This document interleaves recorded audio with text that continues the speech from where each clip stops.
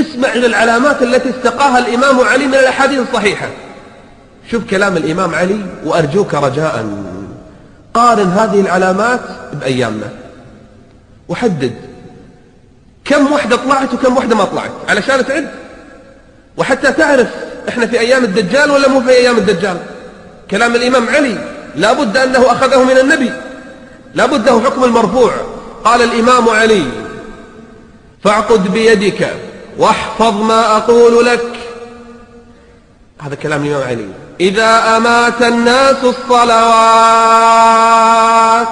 الصلاة ضيعوها، وأضاعوا الأمانات، من الأمين فيهم؟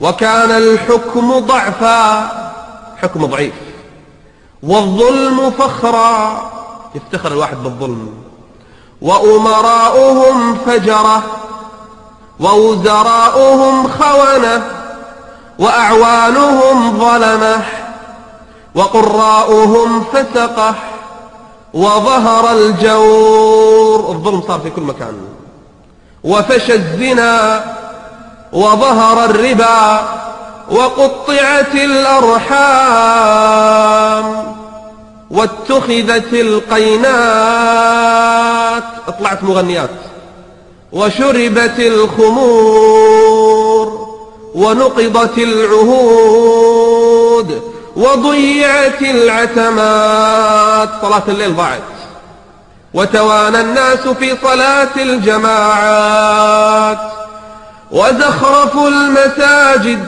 وطولوا المنابر، وحلوا المصاحف، وأخذوا الرشاوى انتشرت، وأكلوا الربا، واستعملوا السفهاء، وظفوا السفهاء، واستخفوا بالدماء، أرخص شيء صارت الدماء، وباعوا الدين بالدنيا. سبحان الله، كأن الإمام علي عايش بيننا. وباعوا الدين بالدنيا، واتجرت المرأة مع زوجها، المرأة تدش التجارة مع زوجها، واتجرت المرأة مع زوجها حرصا على الدنيا، وركب النساء على المياثر، دواب فاخرة.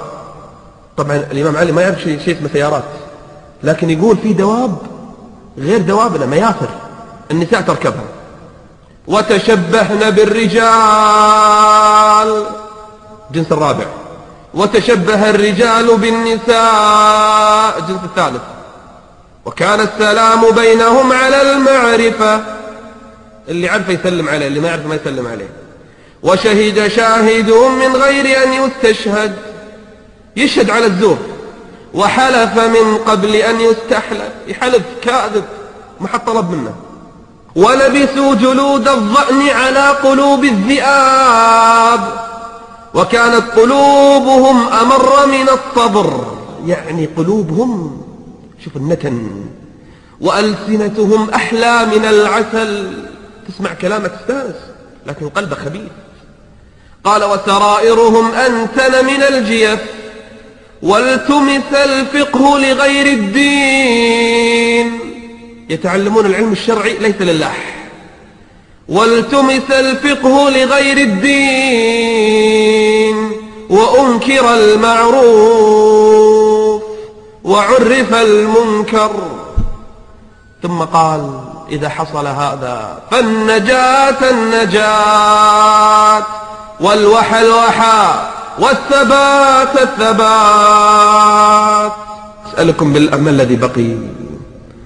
الإمام علي يصف وقت خروج الدجال، وزمن ظهوره، وزمن خروجه بين الناس.